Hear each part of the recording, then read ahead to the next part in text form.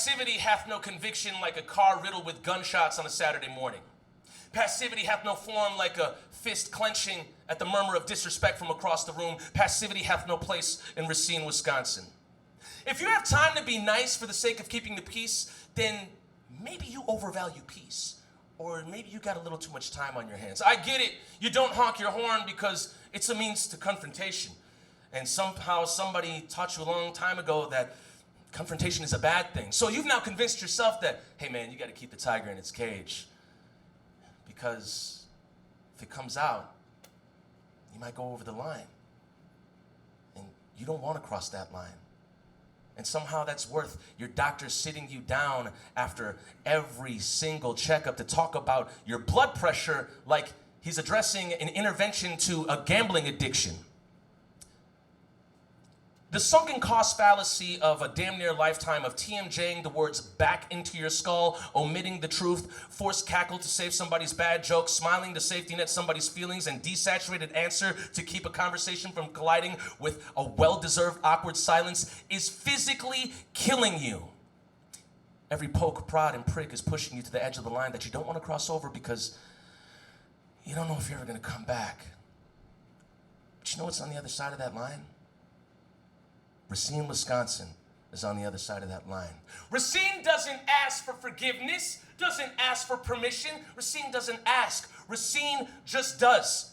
Inauthentic civility hath no sentiment like a threat with a baseball bat just before bar close. Inauthentic civility is for all are welcome here plastic placards placed on freshly fertilized front lawns in front of households that have no black neighbors, maybe some black coworkers, and I promise you, no black friends. Plus, who says who is welcome here? When did that happen? Are you the gatekeeper of here? Do I gotta ask if I'm welcome? I don't own the land. Hey, look.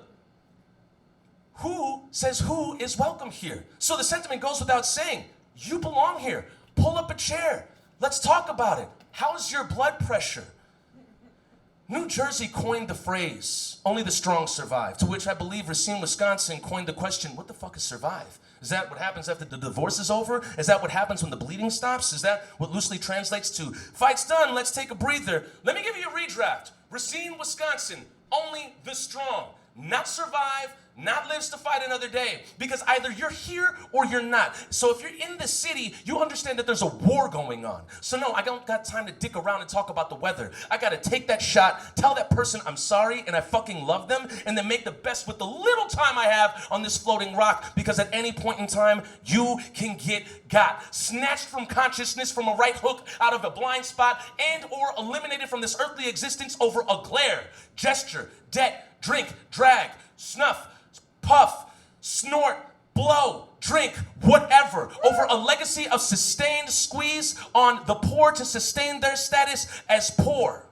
Yeah, the segregation here is as advanced as it is in Minnesota, but at least we talk about it.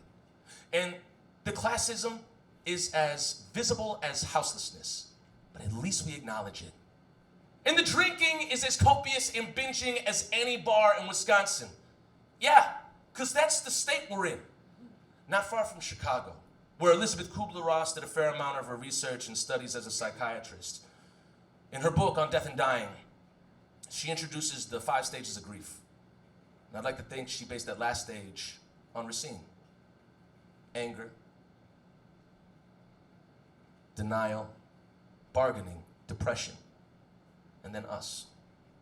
Acceptance. Acceptance that this life may be the only one you ever get.